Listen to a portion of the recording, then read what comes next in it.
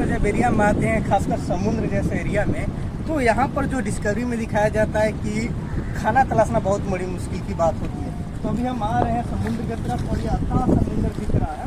यहाँ पर मछलियों का मिलना बहुत ही मुश्किल होता है और जब भी कुछ दिख जाता है तो शिकार पर टूट पड़ते हैं। अभी मेरे को ये केकड़ा दिखा, ये जो केकड़ा अभी अपने ये देखो किस हिसाब से ये काटने के लिए तैयार है, लेकिन अगर आप इसके डंक से डर गए तो कहीं ना कहीं आप अपने भोजन से वंचित रह जाएंगे। तो जब भी आप इस ऐसे एरिया में हो और खासकर अगर आप डिस्कवरी देखते हो तो देखते होंगे कि किस तरह के लोग अपने जीवन को बचाने के लिए कुछ भी खा जाते हैं। तो फिलहाल ये समुद्री केकड़ा है और ये बहुत ही खतरनाक होता है। जब भी इनसे ऐसे केकड़ों को आप पकड़े तो सावधानी बरतें, नहीं तो जो इसकी तेज जो धारें दांत की दिख रही है ना, पल भर में अपने हाथ को काट सकती है। मैं इस केकड़े को पकड़ने की कोशिश कर रहा हूँ और आपको दिखाना चाह रहा हूँ कि ये कैसा है।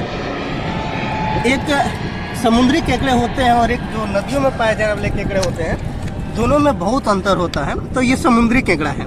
अभी ये पहाड़ के नीचे जा चुका है, तो मैं पत्थर को हटाता हूँ थोड़ा सा और पकड़ने की कोशिश करता हूँ, लेकिन ये तो भैया भागे ही जा रहा है। लेकिन हाँ, फाइनली तमाम कोशिश करने के बाद ये हमारे हाथ में आ चुके हैं और इसके कुछ बॉडी स्ट्रक्चर में दिखा रहा हूँ आपको।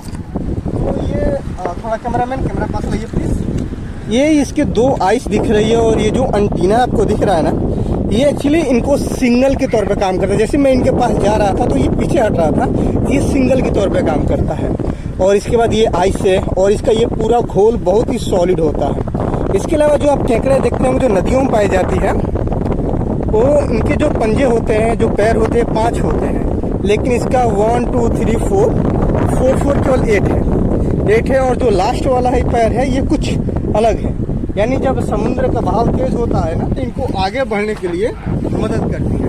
ये तो रही केकड़े की पिछले बनावट। अब केकड़े के आगे की बनावट के बारे में देखते हैं। तो अगर हम केकड़े को सही से देखते हैं तो इससे केकड़ा दिख रहा है, इस हिसाब से ये केकड़ा मादा, ये मादा, क्योंकि जो इसका पेट के साइज का एरिया है ना, बहुत बड़ा है, लंबा है, पेट की साइज बड़ी है, जहाँ पे ये अंडे को रखनी है, बाद में बच्चों को रखनी है।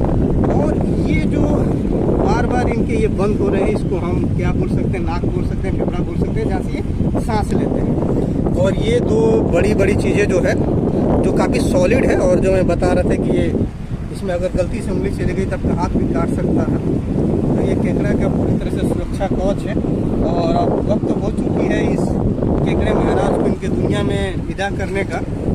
और देखिए, मेरा केकड़ा पकड़ने का विजन ये था कि इसके बारे में, समुद्री केकड़े के बारे में इसको कोई नुकसान ना पहुँचा।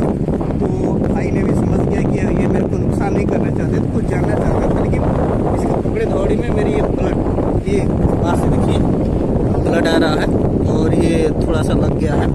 तो सावधानी बरतें और बढ़िया से पकड़े। चलिए, तो मैं इनको विदा करता हूँ। गहरे समुद्र में नहीं जा सकता, यहीं से मैं इनको विदा करता हूँ कि जाइए सर, आप अपनी ज़िंदगी जी लीजिए। तो कुछ ऐसे समुद्री केकड़े होते हैं जो मस्ती में रहते हैं।